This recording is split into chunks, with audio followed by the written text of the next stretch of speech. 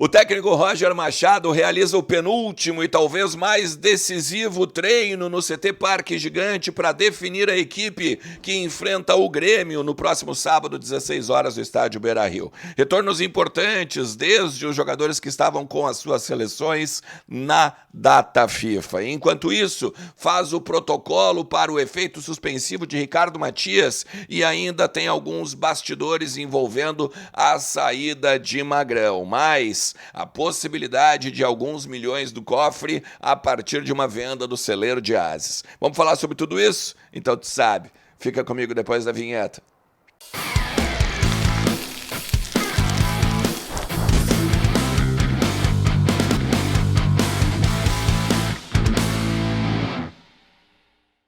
Fala Colorado, fala Colorada, como é que vocês estão? Tudo certo? Tudo beleza? Bora falar do Internacional e atualizar as informações do nosso clube, entender um pouquinho do que está acontecendo no CT Parque Gigante, também nos corredores do estádio Beira-Rio. Fica comigo até o final do vídeo. Também te inscreve no canal e vem fazer parte desses mais de 53 mil parceiros que a gente tem aqui. E te lembrando sempre, né, que aquele teu joinha, aquele like bacana ajuda pra caramba o meu trabalho. Chega no maior número possível de colorados, porque os conteúdos aqui do canal são para KTO.com, a melhor banca de apostas do Brasil, que te dá 20% de bônus no teu primeiro depósito. Vai no comentário fixado ou então no link que está na descrição e aproveita lá, que é tudo bem facilzinho para fazer o teu cadastro, não leva um minuto. E aí, velho, tu vem te divertir e brincar com a gente, porque KTO, como eu disse, é onde a diversão acontece. A rodada começou, né? A 30ª rodada do Campeonato Brasileiro. Estamos aí começando a entrar nos finalmentes, né? Como diria o Guardiola, as últimas rodadas do campeonato é onde tu ganha as primeiras e as últimas, né? Mas olha só, vamos fazer o seguinte, vamos botar a tabela aqui, porque é importante, tá? O São Paulo venceu o Vasco por 3-0 e foi a 50 pontos. Com isso, abre 4 do Internacional, levando em consideração que a gente tem 2 jogos a menos que o time paulista. A grande questão, ela tá, na verdade, agora, amanhã. Porque amanhã jogam às 21h30 no Mineirão, Cruzeiro e Bahia. Por que esse jogo é importante? Porque certamente o Inter vai sair do G6.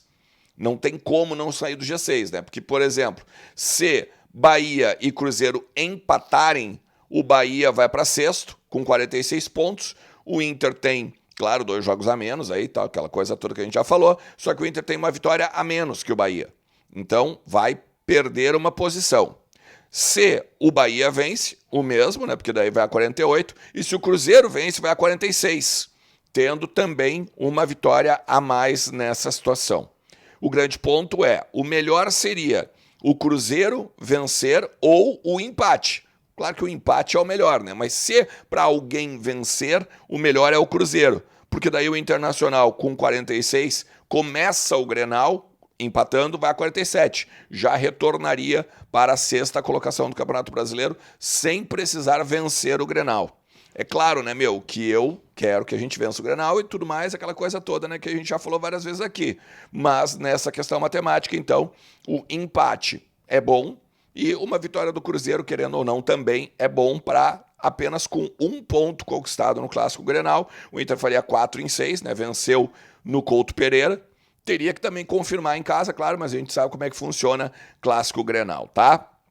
Outra coisa. Nessa questão matemática ou nessa questão da rodada, da rodada 30, a gente tem agora o treino definitivo, que o Inter deve encaminhar o time. E aí, provavelmente, vai confirmar o Rogel, o Fernando, o Borré. A gente já vem falando, já viemos falando por aqui ao longo da semana, todos os trabalhos, né, que o Inter vem fazendo com esses 3 jogadores. Agora recebe o Rocher e o Valência, que volta da seleção equatoriana e uruguaia. Pô, o Uruguai que está em terceiro, né, nas eliminatórias da Copa, com 16 pontos, mais o Valência que está pelo Equador, que é o 5º colocado, com 13 pontos. Também tem o Gustavo Prado, que chegou a fazer gol, inclusive, com a seleção sub-20, né? Fez 2 amistosos na Granja Comari. É uma preparatória para o Campeonato Sul-Americano. Tem o Pedro Cauã, também zagueiro, né? Esse a chance de jogar é menor, mas praticamente o grupo completo aí tem o Roger Machado. A grande questão, para mim, é definir se Fernando, tá, está disponível ou não. Porque na própria coletiva deixou muito claro o Roger que o Rogel já vem num trabalho melhor, o Fernando ele não fala muito, e o Borré, já entrevistei inclusive até o fisioterapeuta particular dele, né? Tá aqui em cima, se tu quiser recuperar, depois dá uma olhada. Tem o protocolo, tá? Do efeito suspensivo também, que o Internacional fez na tarde de ontem, junto ao STJD. É protocolado o pedido de efeito suspensivo e, principalmente, a redução de pena do Ricardo Matias, ou melhor, reversão de pênalti, né? Porque assim, ó, tem 3 possibilidades para o Ricardo Matias. Ou ganhar o efeito suspensivo, e aí depois vai ser rejulgado, né? Vai ter um novo julgamento em que ele pode ter a pena diminuída ou aí cestas básicas e tudo mais, ou eles já aceitam direto a cesta básica, a redução por valores e tal, ou então o jogador, no final das contas, acaba tendo de cumprir os 4 jogos. Já cumpriu um jogo de suspensão automática pelo Sub-20, faltam 3 ainda, perderia. O Grenal, o jogo contra o Atlético Mineiro e o jogo contra o Flamengo são os 3 jogos do mês que ainda tem o Ricardo Matias, no caso, com o Internacional agora em outubro. Isso tudo pelo Campeonato Brasileiro, claro, né? O Magrão ele falou pela primeira vez depois que saiu do Internacional, depois que foi desligado do cargo de diretor esportivo. E aí aqui é para a galera do Charla Podcast, tá? Vai estar aqui em cima também como referência, depois tu busca. Ele fala sobre várias questões, sobre Libertadores, ele fala sobre desafetos no clube, ele fala que ele entrou para um lado político e que talvez isso tenha prejudicado também ele, né? E, óbvio, em cima de um contexto que o Inter vive também de não ganhar títulos.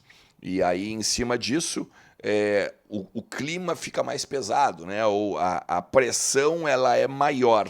E ele, inclusive, chega a dizer, né, que ele não tinha desafetos no clube, ele não tinha desafetos nem no vestiário. Coisas normais, né, como cobrança. Ele fala sobre o envolvimento aquele com o Ener Valencia, né, aquele empurra, e depois, no final de um jogo. A questão com o Bustos, que ele foi cobrar o Bustos algumas questões envolvendo aí bastidores e que o Bustos também estava tudo certo com ele. Até por falar nisso, tá? Quando o Bustos sai do Inter, eu troco uma ideia com ele por mensagem e pergunto, tu tinha problema mesmo com o Magrão? E o próprio Bustos tem uma mensagem para, vamos dizer assim, confirmar, né? Ele diz assim, cara, eu não tenho problema com ninguém, eu nunca tive problema com ninguém, tá? Se tá mentindo ou não, bom, tá aí, né? Aí são outros 500, mas uma palavra oficial aí do jogador, basicamente, sobre tudo que envolvia, né, o Magrão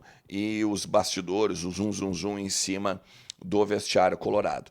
E por fim, alguns milhõezinhos, tá? Que uma venda de uma cria da base pode dar para o Internacional, né? O Globo Esporte do Rio de Janeiro está repercutindo muito a possibilidade de o Léo Ortiz vir a jogar na Juventus de Turim, lá na Itália, por conta, né, de uma lesão do jogador titular, é o Breno. E aí a Juventus já está tentando uma reposição com o jogador que é cria aqui da base. Ficou dos 16 aos 21 anos aqui no Celeiro de Ases, em Alvorada, e poderia render na casa, vamos dizer assim, de 3%. Porque é o seguinte, olha só, ele é vendido do Bragantino para o Flamengo por 7 milhões de euros. Isso dá em torno de 37,5 de reais na cotação da época. Então, o Inter já ganhou 3% em cima disso. 3% dá 210 mil, tá? Vamos supor, cara, que ele seja vendido por 10 milhões. Isso seriam mais 300 mil euros.